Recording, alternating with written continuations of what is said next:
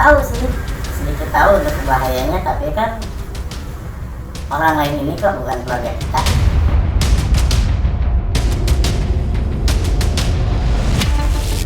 Murung begitu, kayak bilang ini sampai kapan sih buat cuci darah terus 3 kali seminggu, capek juga kan.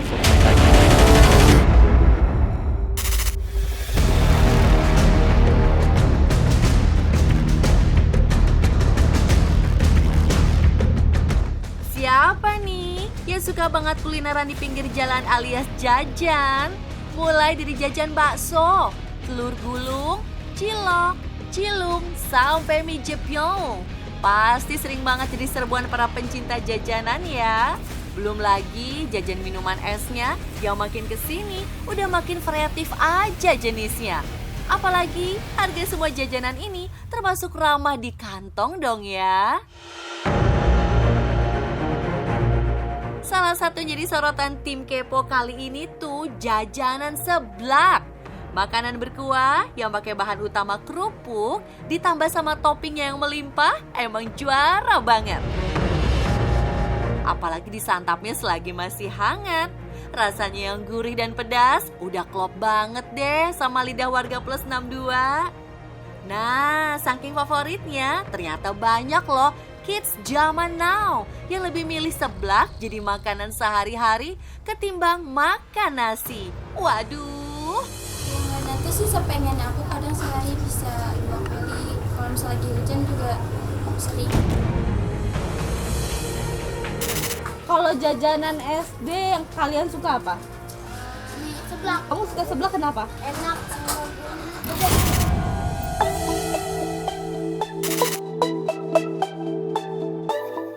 Tapi nih ya, ternyata terlalu keseringan jajan makanan dan minuman kayak gituan gak baik buat kesehatan loh. Ada banyak kasus yang beredar di media sosial tentang anak-anak muda yang harus jalani perawatan di rumah sakit akibat kena penyakit serius. Malahan sampai ada yang meninggal dunia loh gara-gara sering makan seblak. Makanan yang pedas dan gurih kayak seblak atau bakso emang identik jadi kedoyanan para kaum hawa. Bahkan beredar info kalau ada sekitar 8.000 lebih remaja putri di Karawang sampai terkena anemia. Mereka diduga kurang asupan protein hewani sama zat besi alias jadi kurang gizi gara-gara keseringan makan seblak. Bukan cuma perkara seblak atau makanan mengandung penyedap rasa aja. Jajanan yang kandungan gulanya tinggi juga berisiko buat kesehatan loh. Menurut infonya nih, setahun belakangan banyak pasien anak-anak yang cuci darah di Rumah Sakit Umum Pusat Nasional Dr. Cipto Mangunkusumo. Bahkan katanya mereka rutin cuci darah 2-3 kali seminggu. Dari data BPJS Kesehatan aja nih, di sepanjang tahun 2024 tercatat ada 134.000 pasien gagal ginjal kronis yang jalanin prosedur hemodialisa alias cuci darah. Sedangkan di tahun 2023 ada sebanyak 60.000 pasien. Artinya peningkatan angka orang dewasa dan anak kecil yang jalanin cuci darah ini udah lebih dari 2 kali lipatnya.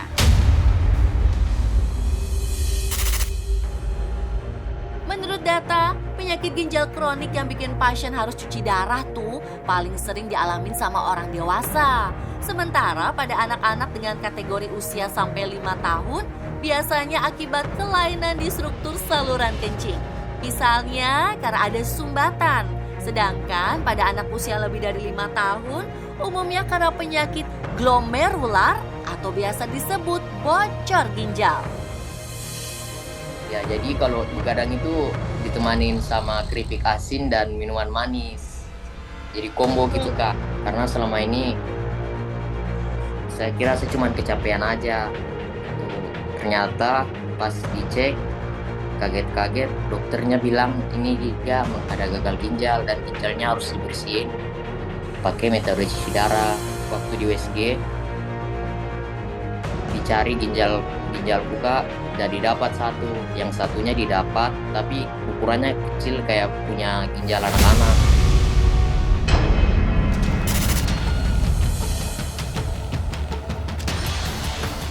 Yang paling banyak dirasain sama pasien gagal ginjal ini bukan cuma sakit di badan aja loh, tapi dampak cuci darah juga signifikan banget, baik secara fisik maupun mental. Karena anak-anak harus jalani proses yang lama dan melelahkan, bahkan sering mempengaruhi aktivitas mereka sehari-hari. Murung begitu, kayak bilang ini sampai kapan sih gua cuci darah terus 3 kali seminggu, capek juga kan ke rumah sakit 3 kali seminggu terus, dipasangi selang di leher terus. Katanya nih, sebagian besar anak-anak yang ngalamin gagal ginjal itu salah satu faktor pemicunya karena sering mengkonsumsi makanan yang kadar gula dan garamnya tinggi. Kalau sudah didiagnosis sebagai gagal ginjal kronis, yaitu memang umumnya kalau cuci darah fungsi ginjalnya sudah kurang dari 5%, itu udah nggak bisa kembali lagi. Tapi untuk yang cangkok ginjal pun mereka nanti terus juga mengkonsumsi obat-obatan. Nah, karena makin banyak anak muda yang cuci darah, tim Kepo cari tahu nih, apa aja sih yang jadi kesukaan jajanan kids zaman now? Kami pun coba datang langsung ke beberapa tempat jajanan yang jadi kesukaan bocah-bocah sekolah. Kalau minum air mineral ya di rumah sering nggak? Nggak pernah? Kurang? Kamu kenapa kurang? Nggak suka? Dan benar aja kan, hampir semuanya kompak bilang lebih suka jajan minuman kemasan yang manis banget dan cemilannya rasanya gurih. Ngakunya sih itu bisa bikin lebih segar dan makin semangat main. Ya mah emang suka banget es, tapi kalau di rumah nggak ketahuan sih kalau di sekolah jajan sampai 2 kali.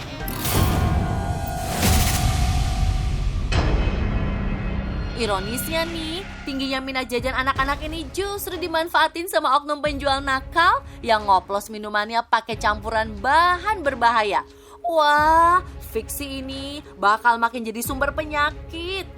Masalahnya nih, minuman satu ini malah yang paling disukain sama bocah-bocah. Setelah cari info ke sana kemari, tim Kepo pun akhirnya berhasil dapetin nomor telepon oknum yang dimaksud dari sumber terpercaya. Kita sebut aja namanya Bang Keling. Awalnya sih dia nggak mau nih kita datengin.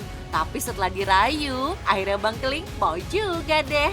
Soalnya kami penasaran banget sama ulah Bang Keling bikin minuman es yang nggak sehat itu. Halo, Bang. Ya, Ini yang jual es di depan SD. Bener. ada apa ya? Bang, saya mau lihat proses ini sih, Bang. Apa bikin es abang gitu kan, karena es abang ini kan terkenal ya gitu di anak SD gitu. Nah, saya pengen tahu sih gimana sih proses pembuatannya gitu. Boleh nggak, Bang? Halo, Bang. Halo? Ya, Bang. Gimana, Bang? Bisa nggak kita datang ke tempat abang buat lihat proses pembuatan esnya gitu? Ya, tapi ini Mbak, maaf kalau identitas saya jangan sampai ini, tolong dirahasiain.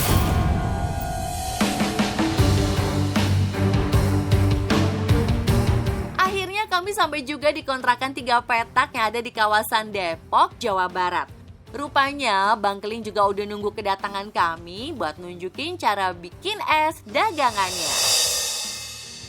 Duh, tempat geracik esnya kok gini amat ya, jorok. Prosesnya dilakuin di kamar mandi yang deket sama lubang WC. Udah gitu, air yang dipakai juga langsung diambil dari air keran dan gak pakai dimasak dulu. Ya keran, cuma kalau dimasak dulu kan biasanya lebih ini lagi, jadi itu lebih lama. Ntar digas lagi, ini lagi. Itu bukan pewarna pakaian ya? Nggak boleh ya? Ya nggak tahu. Kita sih sering pakainya kayak gini kok. Itu tapi udah ngerasa aneh-anehnya gitu, Bang, pakai itu gitu deh rasanya. Dan rasa kan kita pakai perasa lagi. Biasanya kan anak kecil juga nggak tahu kok dia pakai, yang penting kan yang penting manis. Itu berapa banyak tuh? Berapa bungkus biasanya? Dikira-kira aja.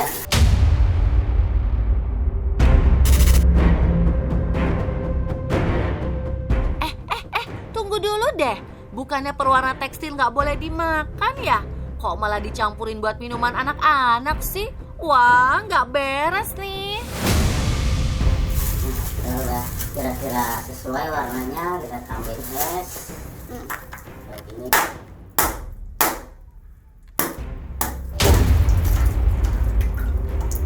Lah, Bang itu ngambilnya pakai tangan doang? Mau pakai apa lagi? Kan tangannya nggak kotor gitu Bang? Tapi nggak ada yang tahu. Udah manis kreatif banget Bang. Saya kan udah pakai itu tuh pemanis buatnya 1 bungkus. Ini cuma ada pengharum-harumnya aja. Coba kita ambil pengharum-harum rasa-rasa buahnya. Itu langsung dicampur, nggak dimasak dulu?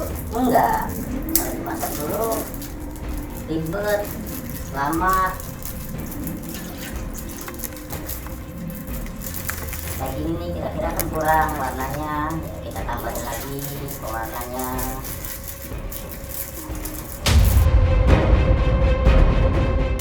Itu nggak bahaya Bang? Nggak tahu ya kalau bahaya enggaknya. Intinya sih saya dagang dapat keuntungan.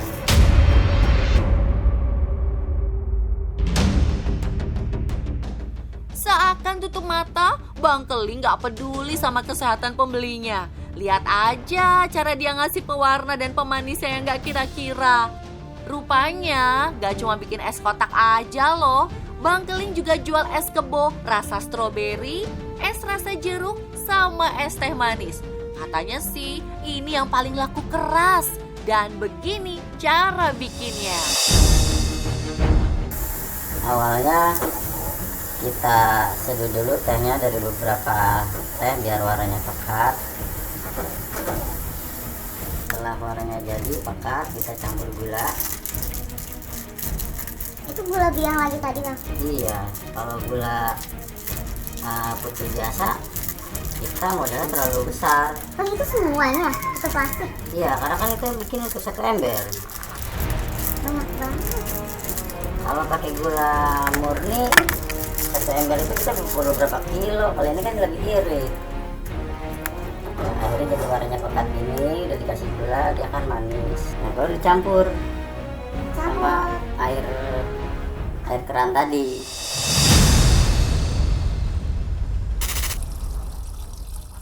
Awalnya kami sedikit lega ya pas lihat Bang Keling masak air buat bikin tehnya. Tapi ladalah kok malah dicampur lagi sama gula biang dan air keran. Ya makin joroknya lagi, tangan si abang ikut masuk ke dalam airnya dong. Mana kukunya kotor banget lagi. Ih, ini sih benar-benar bikin penyakit. Kalau pendapat saya sih sebenarnya namanya es ya, itu kalau udah beku kumannya juga mati kok kalau pendapat saya. Kita tahu nih bahayanya, tapi kan orang lain ini kok bukan keluarga kita.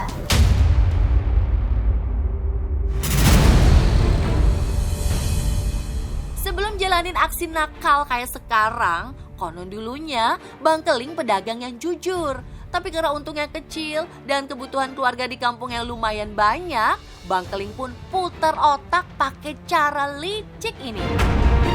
Awalnya memang yang asli, kalau yang asli kan ternyata hitung-hitung modalnya besar juga. Terus kita pakai isi galon, air isi ulang juga lumayan ya. Kalau pakai air keran kan lebih menguntungkan. Bahan asli kita paling untungannya cuma 40% sampai 30%. Tapi kalau dari bahan yang nggak beli, istilahnya kan kalau air keran kan kita nggak beli, air dari sumber kan kita nggak beli.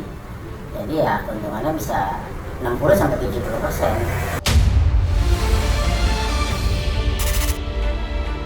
Bang Keling sih ngaku terpaksa ngelakuin hal ini buat nyambung hidup di Jakarta. Tapi pas diulik lagi, ternyata Bang Keling udah punya sawah sama rumah gedong di kampungnya loh. Dan semuanya dibeli dari hasil jualan es ini. Aduh bang, gak kasihan apa sama anak-anak yang beli ya? Omsetnya bisa 600 sampai 700 dari pagi sampai sore. Saya di kampung sudah pembeli sawah, ya ada rumah juga. Jadi kalau di sini kita cukup kontrak lah, nggak apa-apa. Karena terlalu kalau kita terbuka di sini kita punya ini nanti ya orang nanti pada curiga.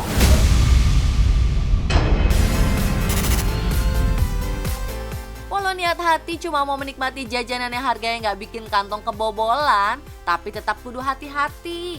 Jangan sampai deh beli jajanan yang bisa ngerusak kesehatan, salah-salah bisa kena cuci darah berkelanjutan.